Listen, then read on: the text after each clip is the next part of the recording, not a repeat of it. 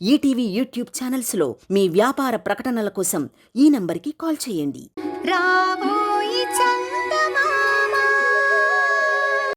ఇక నీ భర్తని కాపాడుకోవటానికి నీకు మరో మార్గం దొరకదు.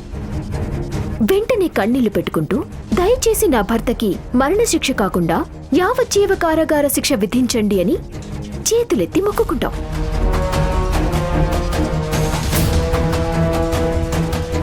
నేను మొదట్నుంచి మీ కోడలికి చెప్తూనే ఉన్నానండి, ఈ కేసులో మీ భర్తని గెలిపించుకోవటం ఇంపాసిబుల్ అనే విషయం నేను ఎప్పటినుంచో చెప్తున్నాను.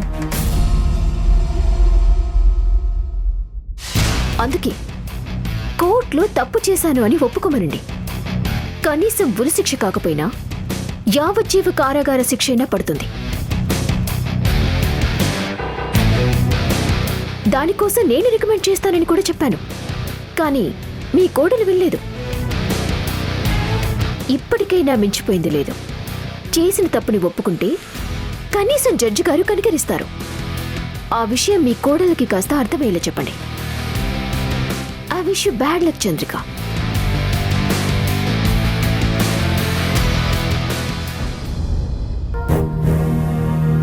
అత్తయ్య, తను అలాగే మాట్లాడుతుంది. ఎందుకంటే ఇప్పుడు తనకి మాట్లాడే అవకాశం వచ్చింది. కానీ విజయం మాత్రం మనదే. ఎందుకంటే మనం ఏ తప్పు చేయలేదు. మీ అబ్బాయికి ఏమీ కాదు. ఆఖరి నిమిషంలో ఏదైనా జరగొచ్చు. ఆ నమ్మకం నాకుంది.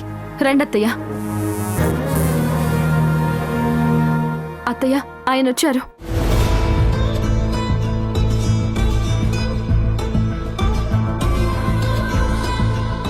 ఏమైంది చంద్రిక? సారీ అండి, మనం వేసిన ప్లాన్ ఫెయిల్ అయింది. అదేంటి చంద్రిక? అవునండి, ఆ వీరభద్రం మనకంటే కాస్త అడ్వాన్స్డ్గా ఆలోచించాడు. ఎప్పుడైతే మనం రాయుడు కూతుర్ని అక్కడికి పంపించామో అప్పుడే తనకి అనుమానం వచ్చింది. ఎందుకంటే రాయుడిని ఆల్రెడీ చంపేశారు కాబట్టి మనం ఏం చెప్పినా అతను నమ్మే పరిస్థితుల్లో లేడు. మనల్నే మోసం చేశాడు. మనల్ని రాంగ్ ట్రాక్ పట్టించి కోర్టులో అందరి ముందు మనల్ని ఫూల్స్ని చేయటానికే ఈ పథకం వేశాడు.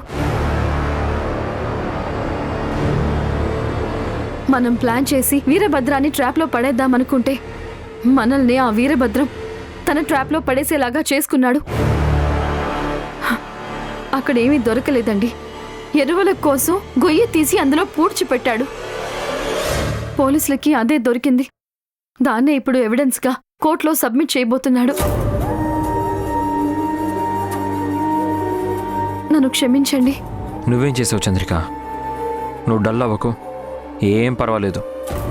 ఇది పోయినా మనం కేసు ఏమి ఓడిపోం.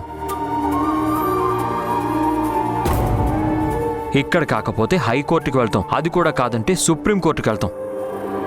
ఇంకా మనకి చాలా దారులున్నాయి. నేనైతే ఏం టెన్షన్ పడడం లేదు. నువ్వు అనవసరంగా టెన్షన్ పడకు. నువ్వు డల్ అయ్యే కొద్దీ నీ వాదనలో పట్టు తగ్గిపోతుంది. అది ఆపోజిట్ లాయర్కి ఆయుధం అవుతుంది.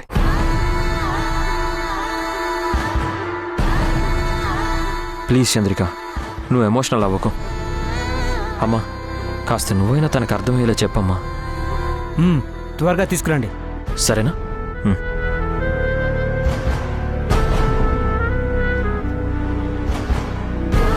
బాధపడుకో, మనకు దేవుడు ఇంకో రకంగా మంచి చేస్తాడు. మనం పాజిటివ్ హోప్తోనే ఉందాం. ఇప్పుడు ఏం చేయాలో నాకు అర్థం కావడం లేదు అత్తయ్య. ఇప్పుడు నేను హోప్లెస్ సిచ్యువేషన్లో ఉన్నాను. ఇప్పుడు నేను లోపలికి వెళ్ళి ఏమంటూ వాదన మొదలు పెట్టాలి? ఆ వీరభద్రం ఈ హత్య చేశాడు అని నిరూపించడానికి మన దగ్గర ఏ ఆధారం లేదు. ఈ వీడియోలో ఉన్నది కనుక నిజం అయ్యుంటే ఖచ్చితంగా ఈ కేసు వేరే కోణంలో మారిపోయేది. ఆ అవకాశం ఇప్పుడు లేకుండా పోయిందత్తయ్య. ఏమీ కాదు, భగవంతుడున్నాళ్లే. నువ్వు పద, మన ప్రయత్నం అయితే మనం చేద్దాం.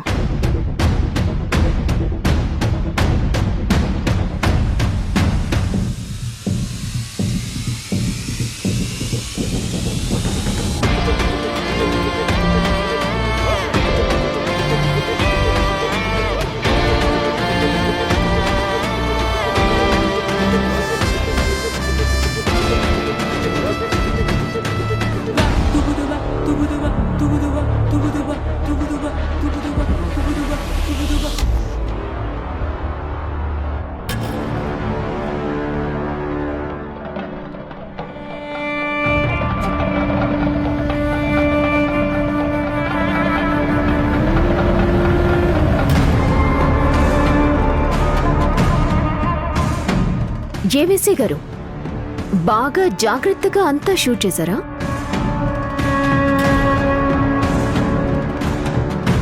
ఇప్పుడు మిమ్మల్ని పిలుస్తారు, పిలిచి వివరాలు అడుగుతారు. మీరిచ్చే ఎవిడెన్స్ మీదనే ఈ కేసు ఆధారపడి ఉంటుంది.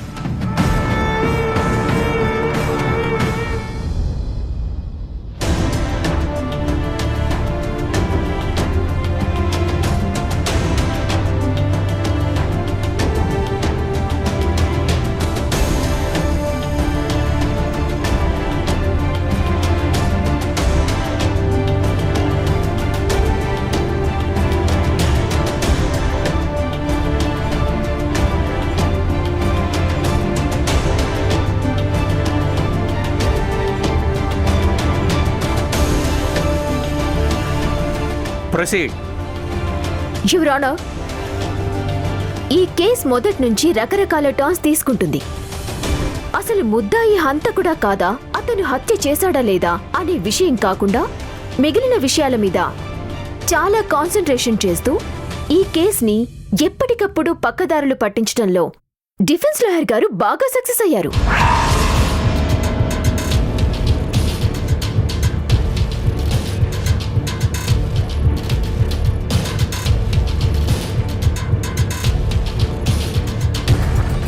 ఈ కేసులో హత్య జరిగినప్పుడు చూసిన ప్రత్యక్ష సాక్షులు లేరు అన్న ఒక్క కారణంతోటి అక్కడ దొరికిన ఎవిడెన్స్లు కూడా పక్కన పెట్టేసి హత్య చేయటానికి గల కారణాలు, హత్య చేయటానికి అవకాశం ఉన్న మనుషులు అంటూ అందరి పేర్లు ఇందులో చేర్చారు. చివరికి నన్ను కూడా బోనెక్కించారు.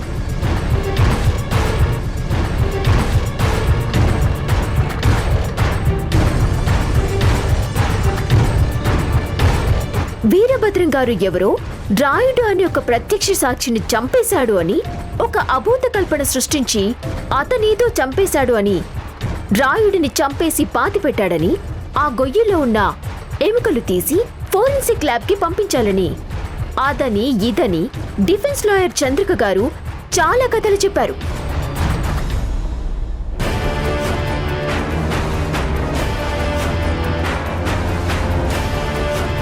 కోర్టు వారు కూడా తన మాటల్ని నిజమని నమ్మి పోలీస్ డిపార్ట్మెంట్ని ఆ స్పాట్లో ఏం దొరుకుతుందో చూడమని చెప్పారు.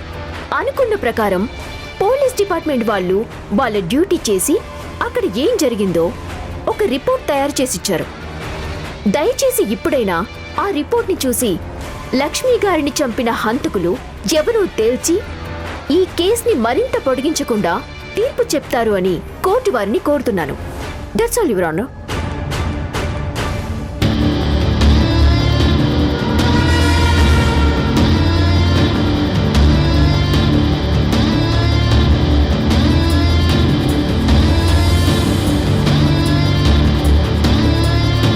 పోలీస్ డిపార్ట్మెంట్ వాళ్ళని ఆ స్పాట్లో దొరికిన ఆధారాలను గుర్తించి వాటి మీద ఒక రిపోర్టు తయారు చేయమని చెప్పాం.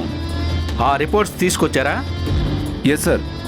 కోర్టు వారు ఇచ్చిన ఆర్డర్ ప్రకారం ఆ స్పాట్కు వెళ్ళి అక్కడ గుంట తవ్వి చూసాం సార్. అక్కడ దొరికిన ఎవిడెన్స్లన్నీ వీడియో తీసి, ఫోటోలు తీసి, దాంతోపాటు ఒక రిపోర్ట్ని తయారు చేసి తీసుకొచ్చాం సార్.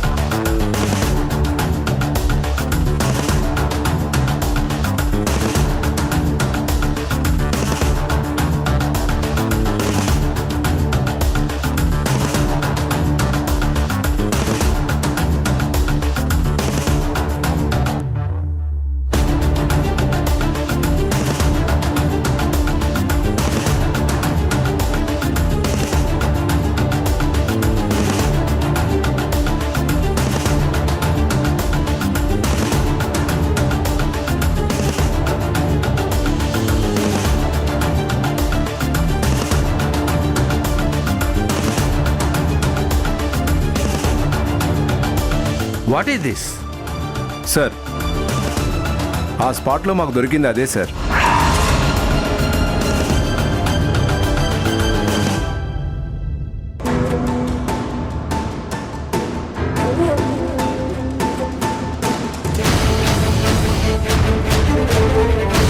మేము ఆపరేషన్ మొదలుపెట్టినప్పటి నుంచి అయిపోయేంత వరకు ప్రతి సెకండ్ని సాక్ష్యాధారాలతో సహా వీడియో తీసాం సార్.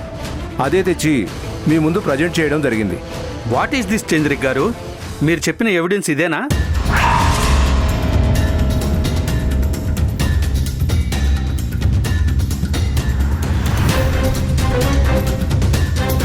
ఆ వీరభద్రం గారు ఎవరినో మర్డర్ చేశాడని, అతను ప్రత్యక్ష సాక్షి అని ఏదేదో చెప్పారు. మీరు చెప్పినట్టుగానే వెళ్ళి అక్కడ తవ్వి చూస్తే అక్కడుంది మట్టి.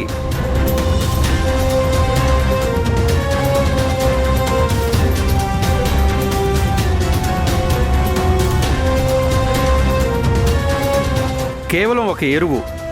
దీనికోసమా ఇటు కోర్టుని అటు పోలీస్ డిపార్ట్మెంట్ వారిని పరుగులు పెట్టించారు? What is this non sense? I'm sorry your honour. ఇక్కడ ప్రెజెంట్ చేసింది వేరు, అక్కడ జరిగింది వేరు. యువర్ ఆనర్, సరైన ఆధారాలు లేకుండా, సరైన ఇన్ఫర్మేషన్ లేకుండా కోర్టు యొక్క వాల్యుబుల్ టైంని వృధా చేసిందే కాకుండా కోర్టుని కూడా తప్పుదారి పట్టించింది. తన క్లయింట్ని కాపాడుకోవటం కోసం రకరకాల ప్రయత్నాలు చేస్తూ అర్థం పర్థం లేని వాదనలతోటి ఈ కేసులో ముద్దాయిని నేను నేరస్తుని అని నిరూపించకుండా టైం వేస్ట్ చేస్తూ ఇంత దూరం తీసుకొచ్చింది ఎవరన్నా. ఈ కేసులో నిందారోపణలు ఎదుర్కొంటున్న వీరభద్రం గారిని ఒక్కసారి మీ ముందే విచారించడానికి పర్మిషన్ కోరుతున్నాను. గ్రాంటెడ్. వీరభద్రం, వీరభద్రం, వీరభద్రం.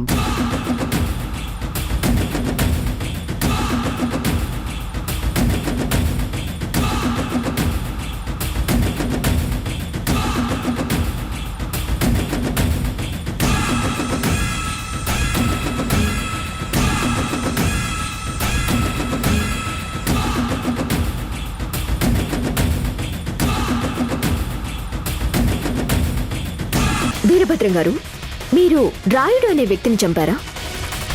నేనెందుకు చంపుతానమ్మా? అయినా నేనొక మనిషిని చంపేంత రాక్షసులా కనబడుతున్నానా? అయినా నాకేం అవసరం అమ్మా? మరి ఇంతకీ రాయుడేమయ్యాడు? అదే నాకు అర్థం కావడం లేదమ్మా. ఆ రాయుడు మా ఇంట్లో ఎన్నో సంవత్సరాల నుంచి పనిచేస్తా ఉన్నాడు. మాకు చాలా నమ్మకస్తుడిగా ఉన్నాడు. మా ఇంట్లో ప్రతిదీ అతడికి తెలుసు. మేము వాడిని ఎప్పుడూ పని మనిషిగా చూసిందే లేదు. సొంత మనిషిలా చూసుకుండేటోళ్ళం. మా లచ్చమ్మి చనిపోయిన తర్వాత వాడు కనిపిస్తలేడమ్మా మాకు. వాడు ఎక్కడికి పోయినాడో ఏమైపోయినాడా అని విచారణ చేస్తే నాకు తెలిసింది ఏంటంటే ఇంట్లో ఉన్న డబ్బులు నగలు తీసుకొని పారిపోయి ఉన్నాడు.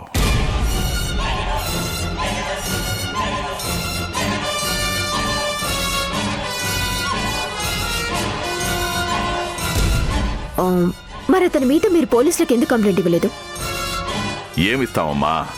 మా ఇంట్లో బిడ్డలాగా పెరిగినాడు. వాడికి ఏదైనా అవసరం వస్తే అయ్యా ఇది కావాలా అంటే నేను కాదనకుండా ఇచ్చేటోణ్ణి. నాకంటే ముందు మా లచ్చమ్మే వాడిని నెత్తిన పెట్టుకుని చూసుకున్నది.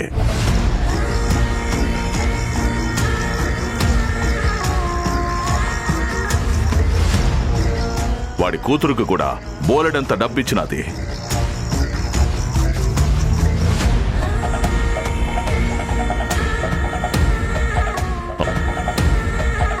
అంత ఇచ్చినా గాని ఆ యబ్బి మనసు మారలేదు.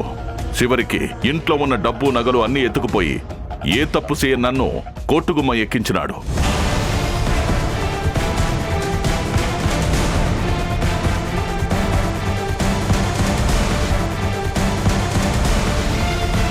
అయినా నేను బాధపడటం లేదమ్మా. వాడు నా ఇంట్లో నా బిడ్డలాగా పెరిగినాడు. వాడికి ఏదన్నా కావాలి అంటే నేను కాకపోతే ఎవరు చూసుకుంటారు చెప్పండి?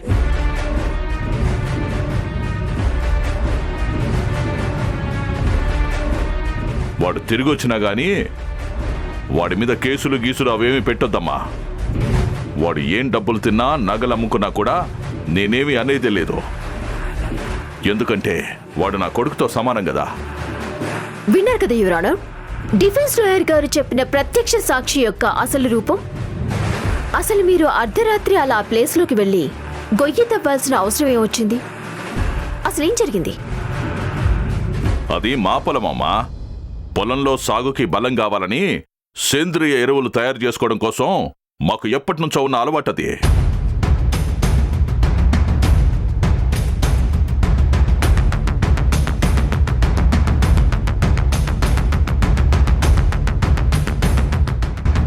పనికిరాని చెత్త చెదారం, ఆకులు మొక్కలు, పశువుల పేడ ఇవన్నీ కలిపి ఒక మూట కట్టి ఆ మూటని ఒక గొయ్యి తీసి అందులో పెడతాం.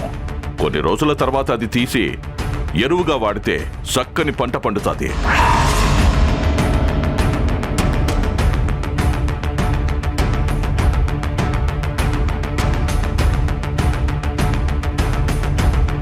అందుకోసం అని పెట్టినావు.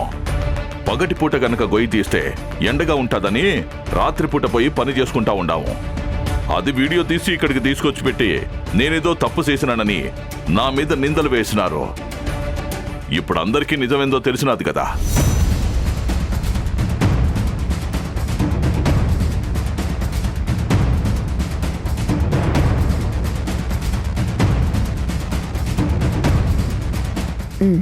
అసలు చంద్రిక మీ మీద ఇలాంటి నిందలు వేయడానికి గల కారణం ఏంటి?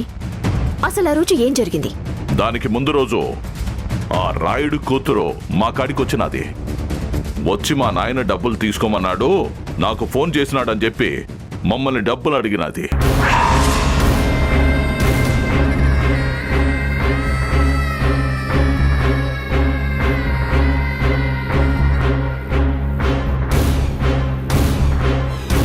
నేనుండి అదేందమ్మా అట్లంటావు, ఇంట్లో నుంచి నగలు డబ్బులు ఎత్తుకుపోయిన మీ నాయన యాడికి పోయినాడు, అంత అవసరమైతే నన్ను అడగాలి కదా, అట్టా పోడేందని వచ్చి కనిపించి మాట్లాడొచ్చు కదా అని మామూలుగా అడిగినాను.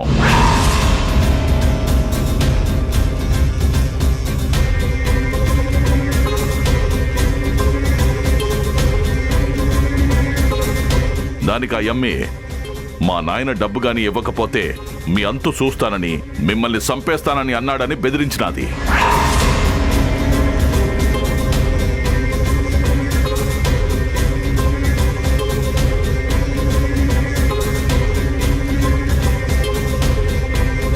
అప్పటికీ మీ నాయన అట్టంటోడు కాదమ్మి, నా కాడ అబద్ధాలు చెప్పబాకని చెప్పినా, కానీ ఇంటేనా? తన కాడున్న ఫోన్ తీసి ఇదిగో మా నాయన ఎట్టా బెదిరించినాడో చూడండి అని ఫోన్లో ఒక గొంతు వినిపించినది. ఆ గొంతు రాయుడు గొంతే అని చెప్పినది. ఆ వినిపించిన phone voice me దగ్గరుందా? ఉండదమ్మా.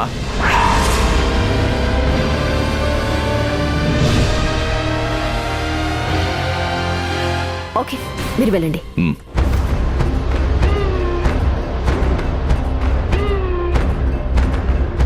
Your honour, మీరే అంతా విన్నారు. ఇప్పటి వరకు డిఫెన్స్ లాయర్ గారు ఈ హత్యకి సంబంధించిన ప్రత్యక్ష సాక్షి చెప్తున్నా ఆ రాయుడు పచ్చి దొంగ. వీరభద్రం గారి ఇంట్లోనే నగలు డబ్బు ఎత్తుకొని పారిపోయాడు. అది సరిపోదు అన్నట్టు ఆ రాయుడు కూతురు వీరభద్రం గారి దగ్గరికొచ్చి మా నాన్న డబ్బులు ఇవ్వకపోతే చంపుతాను అని బెదిరిస్తూ మరింత డబ్బు లాగాలని చూసింది. వీళ్లు నమ్మకపోయేసరికి తన తండ్రి బెదిరిస్తున్నట్టుగా ఒక ఫాల్స్ వాయిస్ ని వీరభద్రం గారికి వినిపించారు. అన్ఫార్చునేట్లీ ఆ టైంలో నేను కూడా అక్కడే ఉన్నాను యువర్ ఆనర్. గౌరవనీయులైన జడ్జి గారు, ఒకసారి ఈ వాయిస్ వినవలసిందిగా రిక్వెస్ట్ చేస్తున్నాను.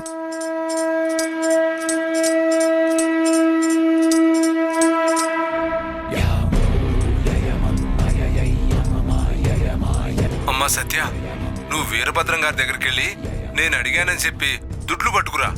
ఒకవేళ దుడ్లు ఇవ్వనన్నాడంటే నేనొచ్చి ఆ ఇంట్లో ఎవరినో ఒకరిని చంపుతానని చెప్పిరా. అర్థమైనదా? ఆ దుడ్లు నీ కాడనే ఉంచుకో.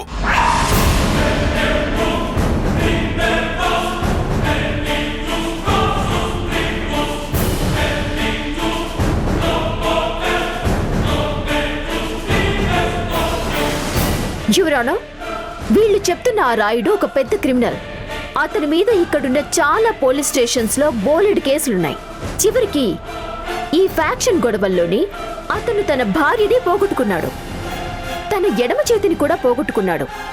ఇంత జరిగినా అతనిలో ఇంకా ఆ క్రిమినల్ బుద్ధి మారలేదు. ఇప్పుడు కూడా చంద్రికతో కలిసి డబ్బు కోసం ఇదంతా నాటకం ఆడుతున్నారు. అసలు లక్ష్మి గారి మర్డర్ విషయంలో ఆ రాయుడికి కూడా సంబంధం ఉంది అనేది మా అనుమానం యువర్ ఆనర్.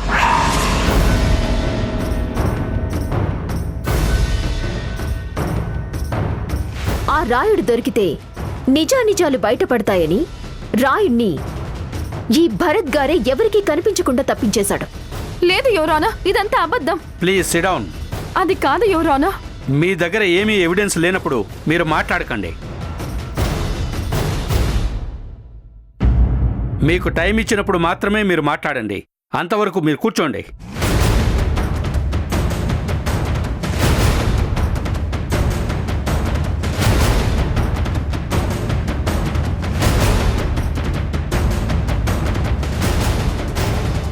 యువరానర్, ఈ కేసు విషయంలో ఆఖరిగా ఇంకొక సాక్షిని విచారించడానికి కోర్టు వారిని పర్మిషన్ కోరుతున్నాను. ఎవరు? రాయుడు కూతురు సత్యవతి. గ్రాంటెడ్. సత్యవతి, సత్యవతి, సత్యవతి.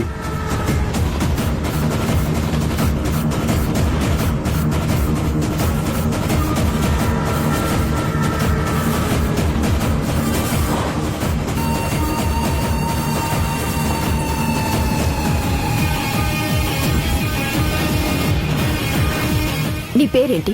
సత్యవతి. నీకు చంద్రికకి ఎప్పటి నుంచి పరిచయం? నేను చదువుకోవడానికి భరత్ గారు, చంద్రిక గారు నాకు చాలా సహాయం చేశారు. అలా పరిచయం. ఓకే, వాళ్ళు నువ్వు చదువుకోవటానికి సహాయం చేశారు కాబట్టి ఇప్పుడు నువ్వు భరత్ గారిని ఈ కేసు నుంచి బయటపడేయటానికి వాళ్ళకి సహాయం చేస్తున్నావా? అదేం లేదు. ఉంది. నిజం చెప్పు. మీ నాన్న నీకు నిజంగా ఫోన్ చేశాడా? ఫోన్ చేసి వీరభద్రం దగ్గరికి వెళ్ళి డబ్బులు తీసుకోమని చెప్పారా?